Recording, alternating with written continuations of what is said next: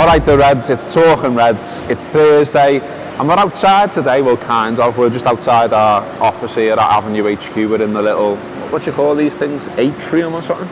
Massive conservatory. Massive glass thing. If you can hear a bit of background noise as well, some fella has been cleaning that pavement since 9:45 this morning. And I kind of think, I don't want to be a crass like, but it's clean now, mate, you know. It's all right, go and do the next one. There'll be no frigging pavement left. Anyway. That's such a dad thing. It is a dad thing, it's a very dad. But have you had to go on one of them power washer things ever? When I was a kid. Well, what type is it? I can't see it from here. It's one of them, you know, like proper, like I've seen him before. I was thinking, like, I wonder if he does that thing that everyone secretly does when they have a go, where they're like, it's Busters, innit? Like, you think you're in Ghostbusters or something, and you're like spraying it or stuff. Yeah. And I had to look out the window before, and he was doing that, and I was like, brilliant. Yes, go ahead. Maybe it's not even his job. Maybe he's just found the thing and he thought it's Buster. Just turned up and gone, he's actually an accountant. It's just like writing his name in massive letters on the pavement outside. But yeah, if you can hear that, that's what that is. But anyway, let's talk about the Reds and that.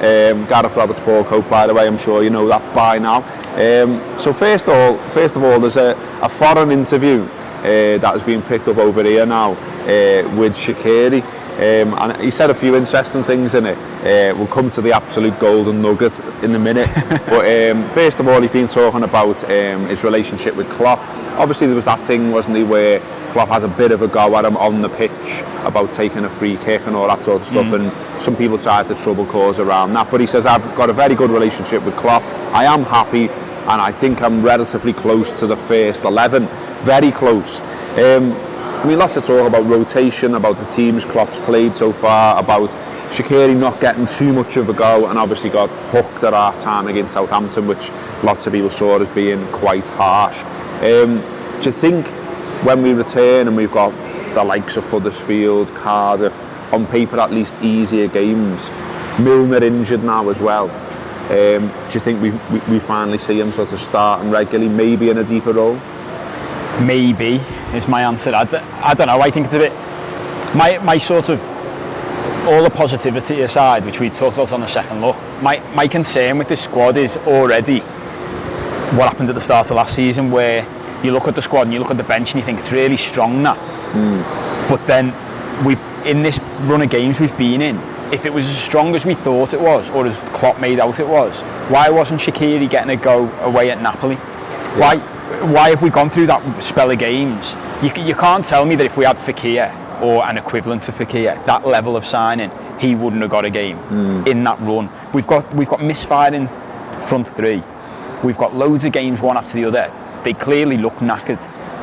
And I just can't imagine that if we had one more that big that we all sort of wanted, or lots of us wanted, or I definitely wanted, he wouldn't have played. And that's my concern with Shaqiri. So I actually, strangely, because I was critical of the signing without a Fekir as well, I've been dead impressed by him. So I'm amazed he hasn't got more of a run out. I'm amazed he didn't come on against City.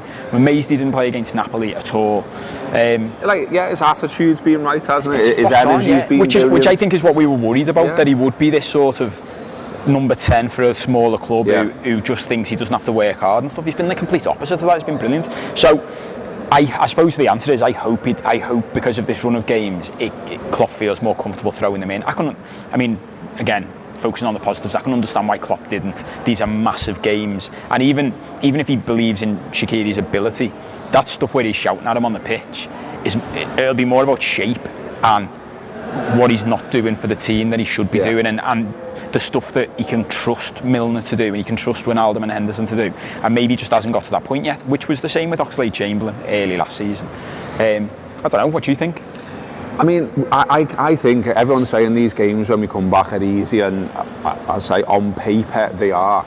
If there's a slight concern for me, it's that City score 6 against Huddersfield, they score 5 against Cardiff, and that's a little bit of a benchmark for me, and that we've kind of got to be aiming for those kind of figures, because we're already 6 behind them goal difference wise. It looks like it's going to be really tight at the top, and we haven't been, as everyone's saying, scoring as many goals and stuff like that. We're waiting for that front three to click.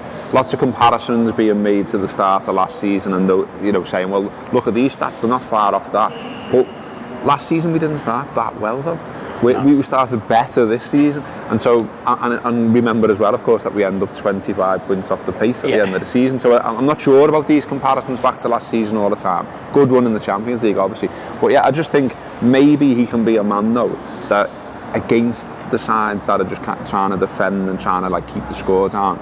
He's a fella that will win your free kicks, can take free kicks, is good on set pieces, is a good creator, and can weigh in with one as well.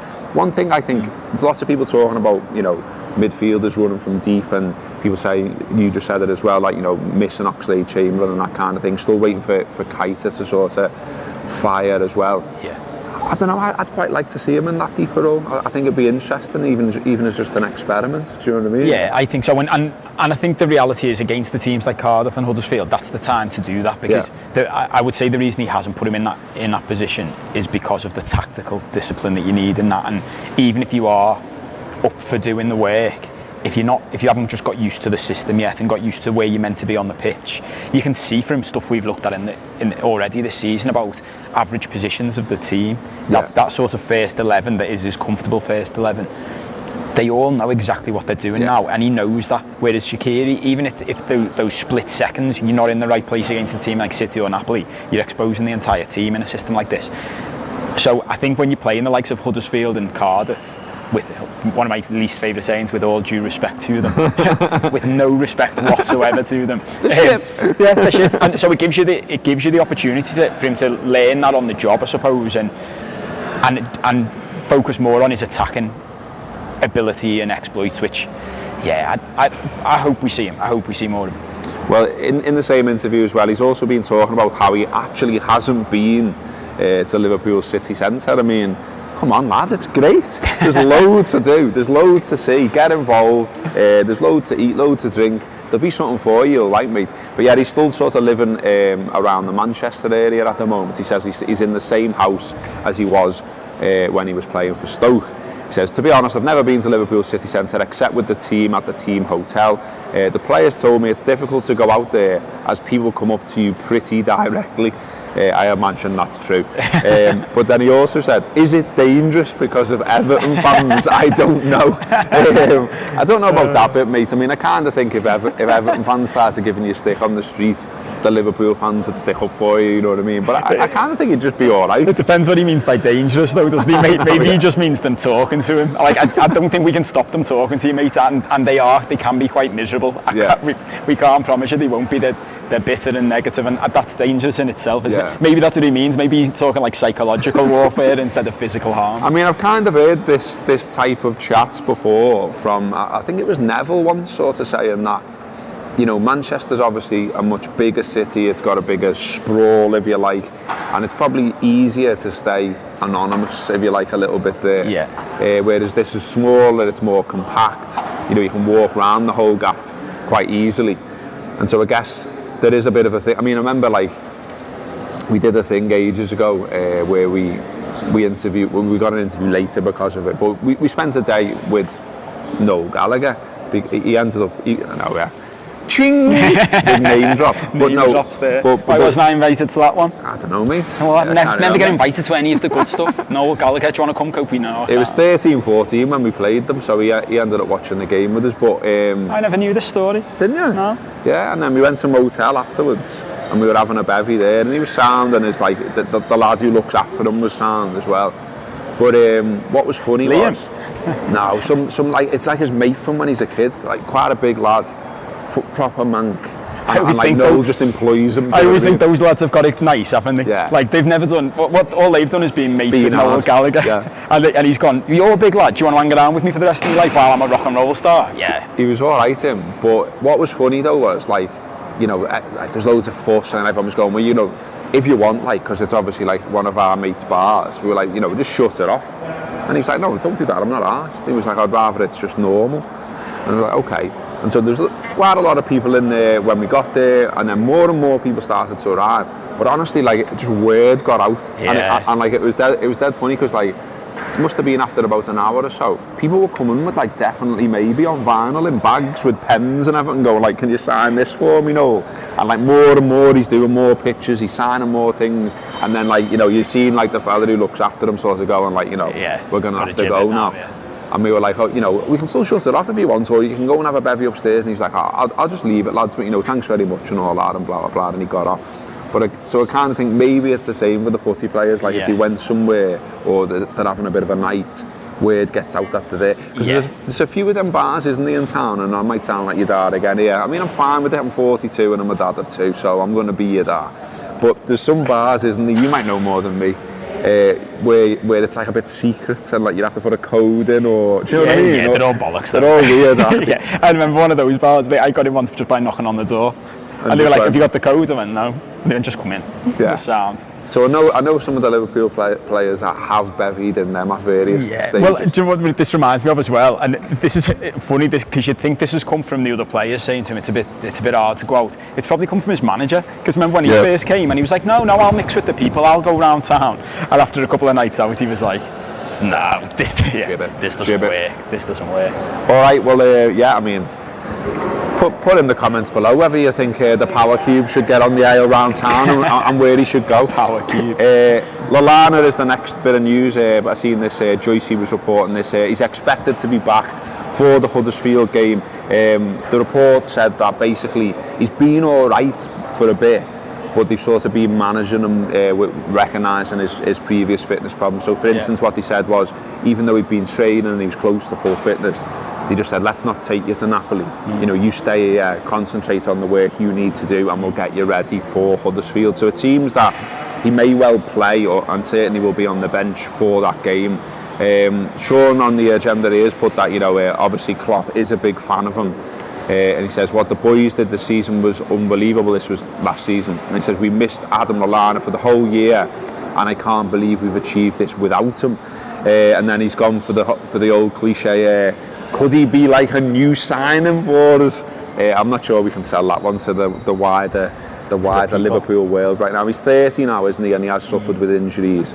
But nevertheless, he is the type of player where everyone's looked at the midfield lately and gone, it's a bit samey, it's lacking creativity. Yeah. It hasn't got someone who's got the quick feet and can suddenly play a ball. Lallana is capable of that, isn't he? 100%. I have to always, whenever we talk about Lallana, we haven't for ages now because he's been so injured. It made me laugh a couple of weeks ago. I don't know why. I think it was when the new website launched and I was flicking through. The bio of me on the website is something I put ages ago. I'll have put in it, have accused of being Adam Lallana's agent, because that was when he was still crap. And I've just always liked him, always thought he could be great, and I still think that. And not only just breaking from midfield, the other thing Lallana gives you, which he's always been massively underrated for, I think, and you see this, we massively miss this in games like against Napoli. Just keeping the ball. Gini Wijnaldum's becoming really good at it. Lallana always had it, and when he was playing higher up the pitch, he used to get accused of holding on to it for too long, which I could see in that position. But once he started playing in midfield and getting forward from midfield, the number of times and that's why Klopp loves him. He understands how you play this type of football, and Wijnaldum gets that. You play this kind of football by keeping the ball and keeping them under pressure and shifting it, not just going, right, I'll knock a ball into the box. And that's where I think he's fantastic. And it's another thing with him as well. It's the same like Sturridge, isn't it? If he comes back fit and he's firing, it's great. It's fine, yeah. But go on. But if he doesn't, it's not. Yeah. I mean, like whilst he's put here, as he maybe been a bit crap for ages, I know what he means in that he's not really had a huge impact when he's managed to get on the pitch. I mean, I think was it Burnley he played all right. I think he had an all right game against Burnley, but. I think it's worth remembering though, there's a lot of people writing him off because of his fitness and because of his injury problems. But you know, Milner got lots and lots of credit, didn't he, for that lactic acid test or whatever you call it. Sorry, sports scientists, I may well have got that wrong. But you know the test that they did where they were doing laps of Melwood and then they stick the little jab in you and then they let you carry on. And basically when your body's starting to go, nah, the sports scientists know, and one of them. Well, Milner won that.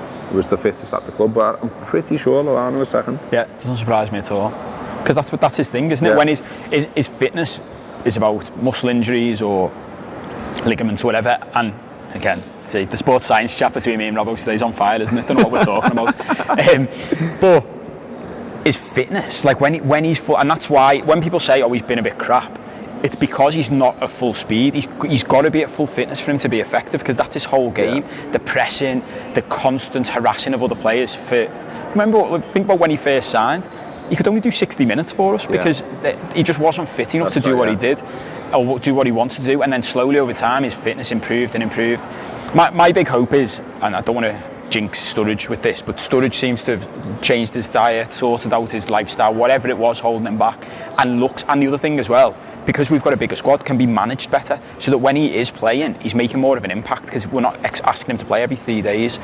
Lallana could be the perfect. I always talk about John O'Shea and Darren Fletcher for United in the past. They're the players who win you the league. Lallana could be another one of those that's perfect for us, where comes in, does bits, you can rely on him. Plays once a week, plays as a sub half a week, gets back in that rhythm, but it stops him getting injured, and he can keep that full pelt. Let's hope so. The other one as well is that Rhian Brewster saying that rehab is going well. He's done an interview, seems to be in good spirits. It's reiterating that interview that Klopp apparently didn't go for another striker in the summer because he is expecting to be able to rely on the teenager to come in, to be on the bench, to do stuff, that Kopi's just said that maybe Lallana can do. Also, his squad numbers changed from 57 to 24, which sounds suddenly a lot closer to the actual first team. I think in general that the vibe from him and the way he's been talking seems to suggest that, he did sign the professional contract in the end after some. He wasn't sure on that team for a while, and there's talk of going to Germany and all kinds of stuff. But I think he probably is going to be in and around the first team when he does get back. The other stuff today as well, which is interesting, is the Guardian have done an article, Next Generation 2018. They've highlighted 60 of the best young talents in world football, and 3 of them are at Liverpool. And I've really been stitched up here, haven't I? So there's Curtis Jones. He's sound, isn't he, the Scouse lad? Should we just talk about him and forget the other town. two? Yeah, he's from town. We've watched him. We've seen him pre-season. He looks great. He's full of confidence. He's enjoying life. He's always got a big smile on his face. He can play a few positions. I really like him. I'd like to see him get a bit of a go. The other 2 lads, even Gibbo, who watches a lot of the youth team football, was like, I haven't even seen some of these. So there's. Go on. I reckon you're better at pronunciation than me. Go on. I'd say that's Yasser Larouci. Oof, nice. Yasser Larouci. Just say it with confidence, and then people don't know. There's no one here to correct me, and by the time you correct me in the comments, it's finished, doesn't it? It doesn't matter anymore. And Xherdan Shaqiri. Do you know what I love about this? I've said this before. English people always pronounce foreign names as if it's English. It's not. I know. Like those letters probably don't make those sounds in the languages that they're from. No. Don't even know where they're from. Oh, we are. It's on the thing. Sorry. Norway. Yeah. Sorry to everyone from Norway. So they're 2 17-year-old midfielders. Larouci, we nicked him from Le Havre. That's probably not how you say that either. Where he was compared to Pogba. And Tagseth, Norwegian, did bits for Gerrard last season. Oh, I see. Yeah, because he's played for him. Did you think did bits like round his house? Like doing his roof. Because Gerrard's always putting stuff like that on his Instagram, isn't he? Like, boss at roofs him, you need a roof, go and see this fella. Maybe it'd be brilliant if that's how he got on this list, isn't it? Maybe that could be like the new thing. I mean, remember they all used to like clean the boots and stuff back in the day. Now they just do jobs on the senior players' houses. Is that what Stevie's doing in Rangers? Just got all the lads fixing his house. Yeah. Maybe that's why there's been an upturn in form in Glasgow. Yeah. I mean, while she's asked us some questions here, he says, will we see any of these in the first team this season? Probably Jones, you're going to say, aren't you? Because wheelies. Because we've that heard wasn't of him doing the wheelies, was it? Because we've heard of him, is he likely to get it? I thought he might get a go. I think if we'd gone further in the League Cup, I think he was getting a game. It's a shame for the likes of him that we've gone out to Chelsea. Yeah, what else have we got? What do you think about these lists in general? I mean, I think it speaks for itself that we haven't heard for 2 of them. We've heard of 2 of them who are at Liverpool, and you run an LFC website and podcast and YouTube channel, and Gibbo watches the youth teams and doesn't really know who they are. So I reckon if you'd have asked for the 3 best youngsters at Liverpool, those 2 lads wouldn't have been named, would they? Curtis Jones would. But the other 2 wouldn't. I wouldn't have thought. I guess the Guardian's going for, like, look at us, we know something definitely, you don't. Do you know what I mean? Well, they've gone for Larouci because he was from Le Havre and he's been compared to Pogba. So what they want, you've got to think, what's the motivation of their article? They want to be able to say, the next Paul Pogba, we can put that in the thing, in the copy. But also in a few years, we want to be able to say, told you, didn't we? See, look. I mean, whereas what's actually going to happen is hardly any of these lads are in that list. I reckon we should buy it today, keep it.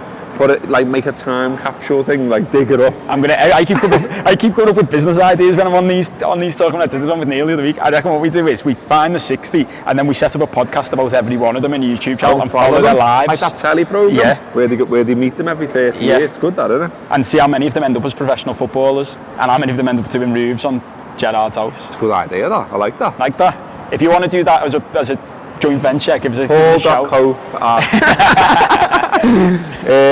I mean, he says as well about, you know, players coming through. Obviously, Sterling, we kind of cheated a little bit in paying lots of money to QPR for him.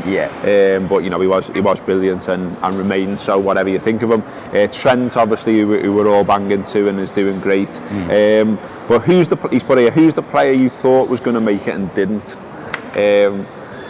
There's been a few of them, hasn't there? I mean, John Welsh was the next Steven Gerrard, wasn't he? And I think he got absolutely hammered by being the next Steven Gerrard. You know, people said it so often. It's the kiss of death, isn't it? Like, I hate it. And like, you know, he's done all right down the leagues, and he's a decent lad. He helped me out once with an article as well, so fair play to him. And he's still banging into the Reds as well, which I think is always nice, because, you know, I guess there's a part here where you go, fuck them then. What about for you? Any of that? Anyone who listens to me on any of the podcasts knows that I don't remember anything about the past, really. So, but the one that jumped into my head was Adam Morgan. Oh yeah. Remember him? He used to bang them in, didn't he? I think the thing, I remember you did, if you want to look up a really good podcast that I remember you did ages ago, was the one with the lads at Marine. Oh yeah, there's like 4 or 5 of them, dead insightful as to what, because I've always thought it's mad, isn't it, how you can be at Liverpool in the youth teams, smashing it, goals in everywhere, being brilliant, everyone saying you're the next Gerrard, you're the next Fowler, whatever. You don't make it at Liverpool, but not only that, you just fall off the face of the earth. And because you think if you're not going to make it at Liverpool, you'll go and make it in a mid-table club in the Premier League. Well, you've got right. There's an article worth reading right now, which is by Simon Hughes in The Independent, and it's about a lad called Dale Jennings, who was at Tranmere, got signed up by Bayern Munich from Tranmere. I think they paid about £1.5 million for him. He went over there, he was sort of in and around there, like B team, youth team, whatever you call it. Didn't like it. Didn't like the sort of being on his own in a city centre flat in a place he didn't know.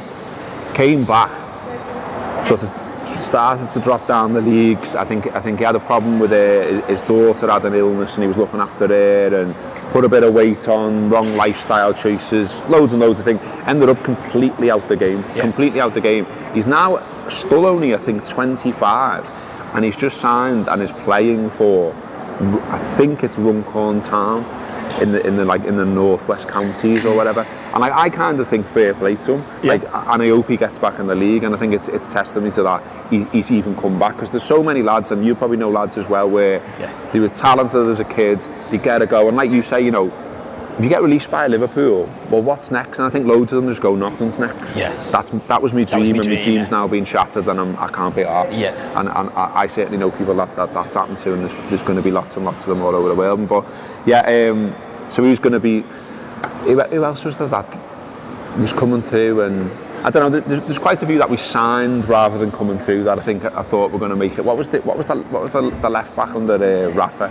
In fact, he was one of the ones referenced for blocking the lads at Marine. In Shewer. Yeah. I quite liked him for a while. I liked him. I thought he was good.